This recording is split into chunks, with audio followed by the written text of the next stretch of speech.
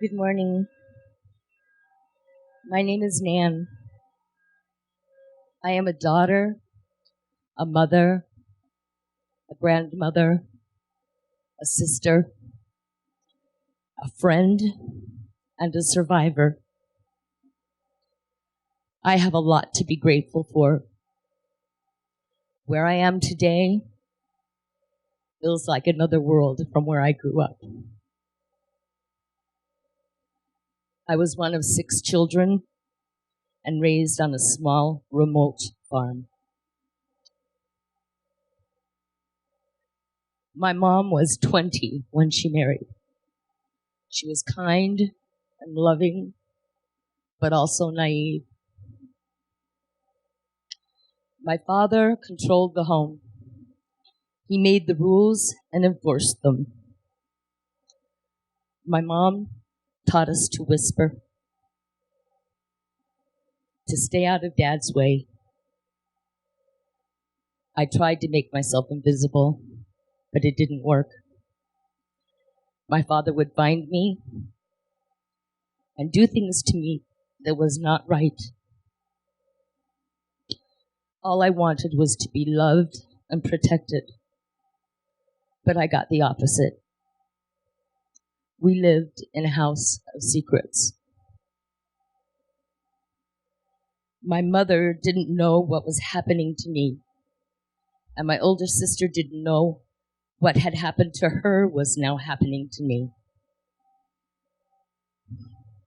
Years later, I learned that my older sister did try to get help by telling the church elders about the abuse, but they didn't believe it, and they told my dad.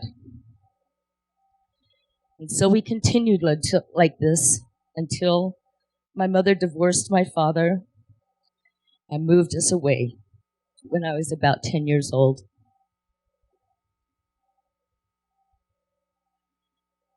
I managed to distract myself from what had been an unrecoverable childhood. By age 15, I was out of control. And by 17, I was already neck deep in an addiction to cocaine.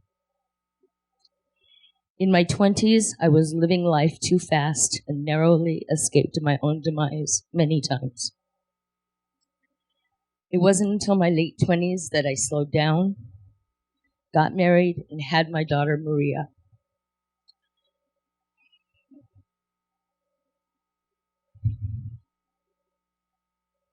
I managed to stay sober the first 4 years of her life.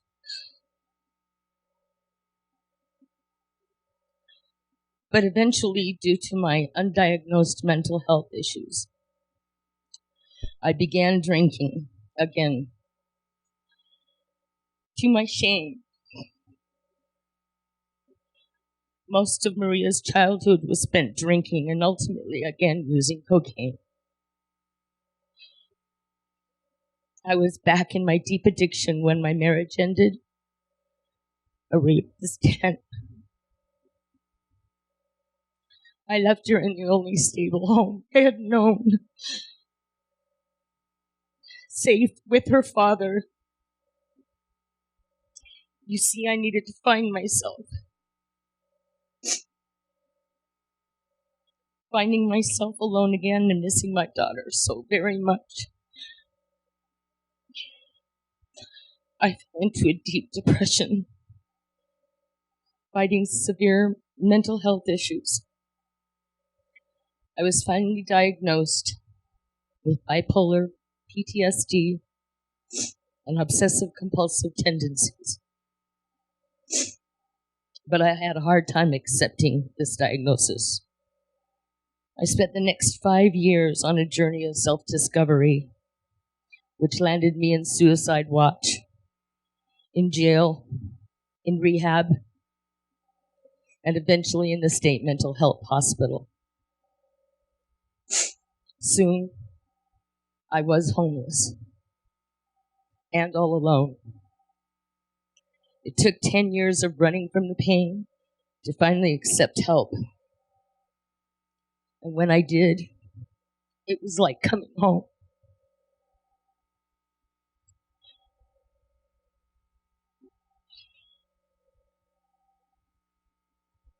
I was found living in a tent under the freeway, and with the help of social outreach professionals, I was brought to Volunteers of America. You helped me, you welcomed me in, and you never left my side. It was this sense of unconditional love that you can make a mistake and that it is okay. You were in my corner, ready to pick me up when I fell. I learned to trust again and to be trusted. I ached to have the acceptance of my daughter, but I knew I had to prove that I had changed. I needed a job, income, and housing. I heard word of a program called Reno Works, which was said to teach life skills while simultaneously providing part-time employment. The conditions of the program are to stay sober and to live at the shelter. I applied to the program. I was accepted. And so it began. What I discovered was that no matter what, you were consistently there for me. You helped me navigate the tedium of reintegrating into society. I learned to find work, understand personal finance, and manage my own health care. You taught me to present myself no longer a victim, but as a viable member of society. Today, I have a job as a downtown ambassador that I love because I am able to help other people in crisis find tools that they need to feel whole again. I am financing my own car. I pay my bills. And I am responsible for my life. But most importantly,